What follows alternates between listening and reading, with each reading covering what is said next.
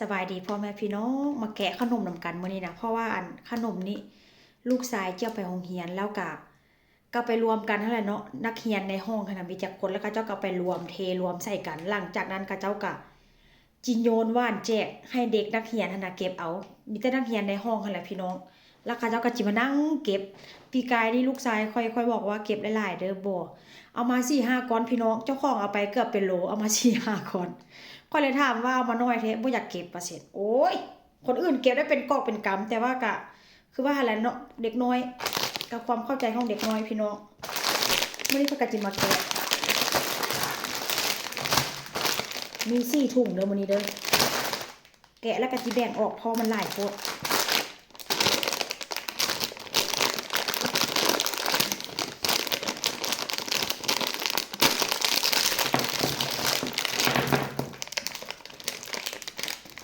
อันนี้ก็จะเป็นจุ๊บจุ๊บรสสตรอเบอรี่อันนี้ก็ได้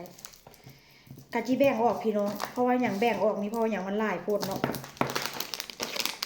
อันนี้ก็เป็นขนมอม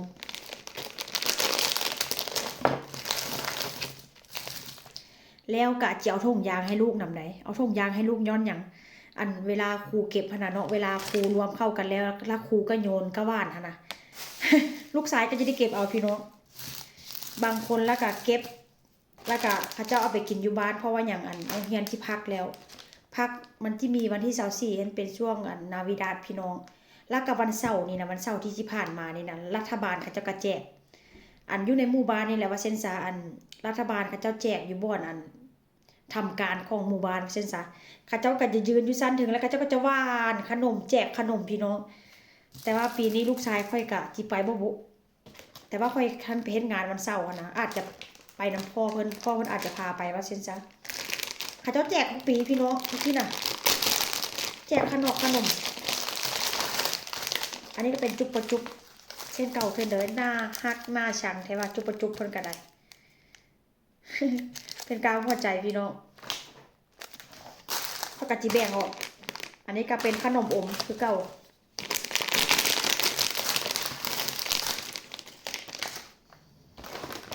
หมดแล้ว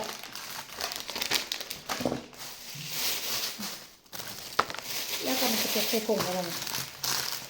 มีจักก้อนก็จะแยกออกเริ่มที่จุ๊บประจุ๊บก่อนโอ้ย2 4 6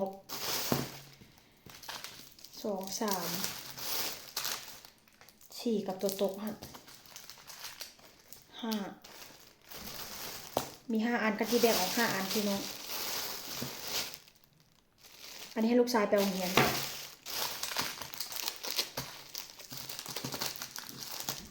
อันนี้มีจักก้อนมี2 4 5 2 4 6 2 4 6อันนี้ก็จะแบ่งออก6อัน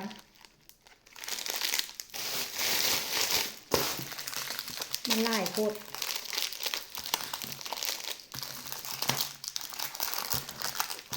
อันนี้ก็จะแบ่งไว้พี่น้องแบ่งไว้ให้เป็นของขวัญคริสต์มาสให้นางให้พิจารณา2 4 6 8 10 12 14 16 18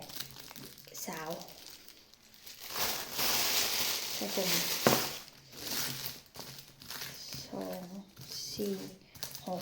8 10 12 14 16 18บ่เป็นหยังดอกเนาะบ่ได้ครบก็บ่เป็นหยังนักเรียนทุกคนเอาไปหมดเลยได้แต่ละห้องแต่ละคนเอาไปเบิดทุกคนอันนี้ก็จิแบ่ง2 4 6 2 4 6 8 10 12 14 16 18 20 22 24 26 26ก็คนละ13